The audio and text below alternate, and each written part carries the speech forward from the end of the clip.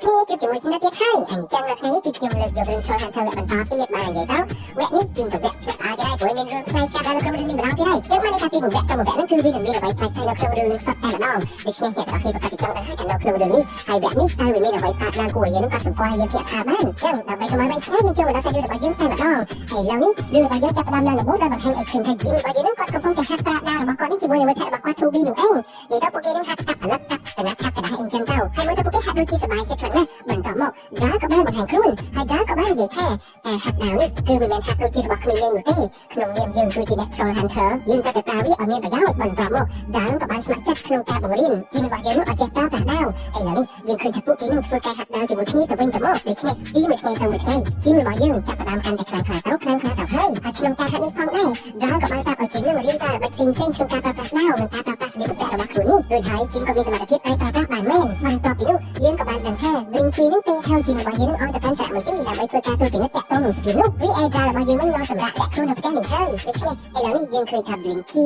ជាមួយនឹងលោកតា Wendell នឹងពួកគេទាំងអស់គ្នាបានមកទីនេះដើម្បីពិនិត្យមើលតាក់ទងនឹងស្ពាននោះថាស្ពាននោះវាពិតជាមានមែនឬមួយក៏យ៉ាងណាដូច្នេះហើយឥឡូវនេះយើងឃើញថាពួកគេនឹងដើរស្ដារមកកន្លែងមួយដែលត្រូវបានគ្របដោយកំណាប់ដ៏ធំហើយប្រហែលជាមើលទៅស្តៀងស្ពានមែនដូចហើយពេលដែល Jim របស់យើងជាមួយនឹងទាញកណ្ដាប់យកចេញក៏ស្រាប់តែបង្ហាញថាវាមិនមែនជាស្ពានទេវាគឺជាទូកញ្ចាស់មួយសោះដូច្នេះហើយប្រហែលជាពួកគេនឹងបានដឹងអំពីដំណឹងដែល Jim របស់យើងដឹងពីទីតាំងនៃស្ពាននេះដូច្នេះហើយពួកគេនឹងក៏បានផ្លាស់ប្ដូរទីតាំងនៃស្ពាននេះហើយមើលទៅវាលោកតា Wendell របស់យើងវិញក៏មានអារម្មណ៍ថាខំមែនតើហើយដើម្បីក៏ជា Troll Hunter នឹងមិនច្បាស់លាស់ក្នុងខ្លួនបែបនេះបែរជានាំគាត់មកមើលរឿងអត់ប្រយោជន៍ Jim ក៏បានប្រាប់ថាជឿជាក់ខ្ញុំចុះខ្ញុំពិតជាឃើញវាមែនហើយដើម្បីក៏អ្នកទាំងអស់គ្នាមិនជឿខ្ញុំអញ្ចឹងប៉ុន្តែ Blinky របស់យើងនៅតែជឿជាក់លើ Jim របស់យើងដែលគាត់នឹងបាននិយាយថាបើវាមិននៅទីនេះប្រហែលជាវាត្រូវបានគេផ្លាស់ប្ដូរទៅកន្លែងផ្សេងហើយដូច្នេះកុំបារម្ភអី Jim លឺស្អែកឡើងពេលដែលពួកគេមកសាលា Jim ក៏បានជួបជាមួយនឹង Claire ទៀតហើយ Jim មានអារម្មណ៍ថាខ្មាស់អៀន Claire ខ្លាំងណាស់ព្រោះច្រឡំសេរបស់ស្នេហាសារភាពផា Claire ប៉ុន្តែ Claire នឹងមិនបង្ហាញអ្វីឲ្យគួរចាប់អារម្មណ៍ទេតែនេះក៏បានប្រាប់ Jim ថាឥឡូវនេះទូនីតិសម្ដែងរបស់ Jim ត្រូវបានផ្លាស់ប្ដូរទៅឲ្យ Steel ម្ដងក៏បានខូចនោះហើយថ្ងៃនេះផងដែរគឺជាថ្ងៃដែលអ្នកគ្រូដែលបង្ហាត់បង្រៀនគាត់បង្រៀន Algebra បានតែបង្រៀនពីកណិតអីចឹងទៅពេលដែល Jim ចូលមកដល់ក្នុងថ្នាក់នោះអ្នកគ្រូនោះក៏បានគេហៅថា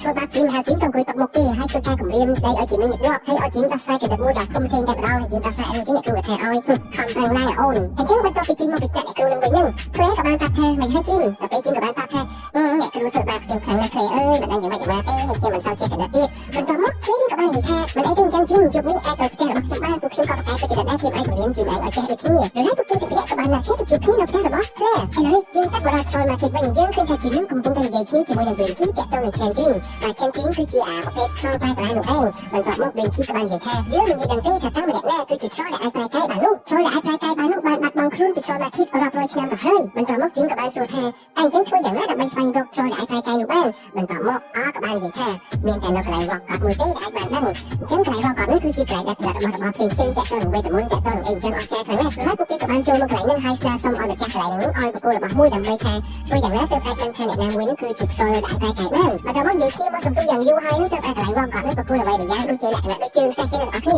ាវាជាលក្ខណៈដូចដៃទេពេលចឹងដៃនេះគាត់និយាយយកទៅទឹកទៅអ្នកណាម្នាក់ទៅអ្នកនោះនឹងប្រែក្លាយមកជា Troll វិញហើយមនុស្សដែលយើងគួរឲ្យចាប់អារម្មណ៍នោះគឺមនុស្សដែលជុំវិញខ្លួនយើងគ្រូពេទ្យអ្នកនិយាយសារព័ត៌មានពេទ្យក្មេងយើងមើលឃើញអ្នកណាក៏ដោយសិតតែអាចពាក់ព័ន្ធជាមួយនឹង Troll ដែលអាចប្រែក្លាយបានទាំងអស់បន្ទាប់មកយើងក៏បានឃើញថាពីសកម្មរបស់ពួកគេទាំងពីរនាក់ក៏បានចាប់ដើមយើងមានទាំង Jim ជាមួយនឹង Toby បានយកដៃទៅដល់ប៉ះមនុស្សគ្រប់គ្នាក្នុងសាលានោះតែម្ដងប៉ះនេះប៉ះនោះប៉ះនេះប៉ះនេះមិនដឹងយ៉ាងណានោះទេប៉ុន្តែគ្មាននរណាមួយអាចប្រែក្លាយបាននោះឡើយពួកគេក៏បានយកដៃទៅគប់ដល់ Steel ទេដែល Steel កំពុងហាត់សមនោះប៉ាំងពិតជាខ្លាំងក្លាមែនទែនបន្ទាប់មកក៏បានយកទៅដាក់សិស្សអ្វីផ្សេងៗអ្នកថាពីរនាក់ឈ្មោះដែរមកទៅដល់ពេញក្រែបន្ទាប់ពីនោះ Toby របស់យើងក៏បាននិយាយថាយើងសាក់យកដៃនេះទៅដាក់ទៅលោកគ្រូ Sticker មើលតែគាត់ប្រែក្លាយដែរទេបន្ទាប់មក Jim ក៏បាននិយាយថាកុំគិតបែបនេះមើលកុំថាអញ្ចឹងខ្ញុំមិនពេញចិត្តនោះទេខ្ញុំគិតថាលោកគ្រូគឺជាមនុស្សសត្វប៉ុន្តែ Toby របស់យើងហាក់ដូចជាសង្ស័យ Toby ក៏គាត់ព្យាយាមយកដៃនេះទៅប៉ះដល់ Mr. Sticker នោះដែរប៉ុន្តែមិនបានជោគជ័យនោះទេដោយសារតែ Steel របស់យើងគាត់ខ្វាត់រហូតពេកបន្ទាប់ពីនោះ Toby ក៏បានគប់ដៃនេះទៅបេះជើងរបស់លោកគ្រូប៉ុន្តែត្រូវបាន Claire របស់យើងនឹងរើសឡើងមកវិញហើយហត់ឲ្យលោកគ្រូថាមិនមែនជារបស់ខ្ញុំទេយកទៅឲ្យ Jim វិញទៅប្រហែលវាជារបស់ Jimបន្ទាប់ពីនោះ Jim ក៏បានប្រាប់ Toby ថាខ្ញុំមានការប្រជុំជាមួយនឹង Claire ដែលចេះខ្ញុំទៅជាមួយ Claire ហើយ Jim ក៏បានប្រកួតដៃនោះទៅឲ្យ Toby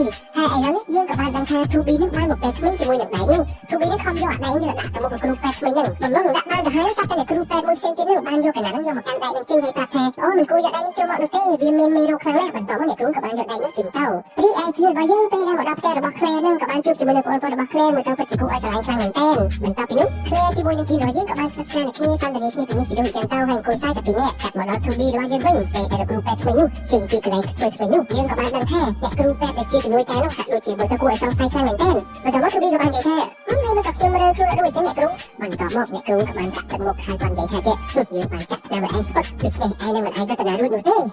អញ្ចឹងមានតាមថាអ្នកគ្រូនេះគឺជាជនបន្លំហើយមើលទៅបានតែគាត់នឹងគឺជាខ្លាំងឯងប្រែកែបាននោះហើយមើលទៅរួចហើយទូប៊ីរបស់យើងក៏មានការពីខ្លាំងមែនទេគាត់ក៏បានខំប្រឹងរបៀខ្លួនធ្លាក់មកចុះលើដៃបន្តមកអ្នកគ្រូបែបនោះក៏បាននិយាយថាឯងចង់រត់ទៅណាក៏រត់ទៅបានដែរ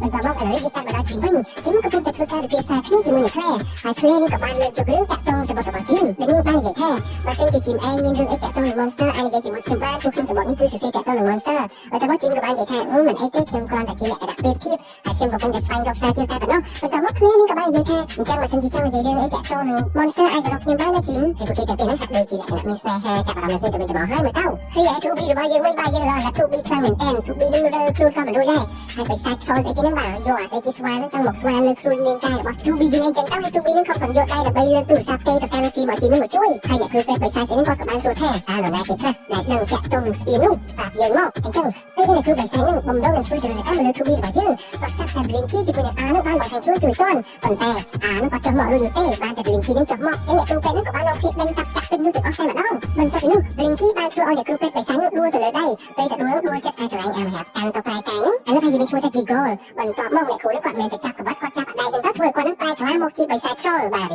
នៅក្នុងនេះយើងស្គមជាមនុស្សស្គមធម្មតាទេតែពេលប្រែទៅជាខ្សោយមានតែថតធ្វើម្លេះអ្នកគ្រូក៏បានធ្វើការគប់ទៅកាន់កំប៉ុងមួយនោះវាជាប្រភេទឧស្ម័នធ្វើឲ្យយើងសាយទាំងអស់គ្នាអញ្ចឹងគ្រាន់តែឧស្ម័ននឹងចេញព្រាមពួកគេទាំងអស់គ្នាចាប់ផ្ដើមសាយទាំងអស់គ្នាតែម្ដងទាំងអ្នកគ្រូបិសាចទាំង Blinky ទាំងអីហ្នឹងគឺដេញកាត់គ្នាផងសាយផងអញ្ចឹងការដេញញ៉ៃញ៉ៃពេលនោះបានធ្វើឲ្យ 2B របស់យើងយកទូរស័ព្ទរបស់គាត់នឹងទេមកកាន់ជីបានប៉ុន្តែពេលទេមកជីបាត់លើកដូច្នេះហើយ 2B ក៏បានទេមកគ្នាក៏បានលើទូរស័ព្ទនោះហើយប្រាប់ថាអូនេះគឺជា 2B តាបន្តមកជីមក៏បាននិយាយជាមួយនឹង 2B ហើយក៏បានដឹងថាពួកគេទាំងអស់គ្នាកំពុងតែមានបញ្ហាហើយដូច្នេះហើយជីមរបស់យើងក៏បានប្រញាប់ចេញពីផ្ទះរបស់ Claire ហើយរឿងនេះបានធ្វើឲ្យ Claire នាងកាន់តែសង្ស័យហើយថាពួកគេនឹងមានរឿងអ្វីដាក់បានចំពោះនាងឥឡូវនេះពេលជីមយើងមកដល់កន្លែងកាត់ហែនោះក៏បានប្រកាសឃើញថាពួកគេទាំងអស់គ្នាសាយដូចជាមនុស្សឈួនអញ្ចឹងហើយរត់ផងសាយផងរួចហើយបិសាចខ្សោយអ្នកនោះក៏បានប្រកាសឃើញជីមរបស់យើងបានមកដល់ទីនោះនាងក៏ចាប់ផ្ដើមគេហៅថាសាយផងធ្វើការវាប្រហារមកលើជីមរបស់យើងផងឥឡូវនេះយើងឃើញថានាងបំរុងនឹងធ្វើការសម្រាប់មកលើជីមរបស់យើង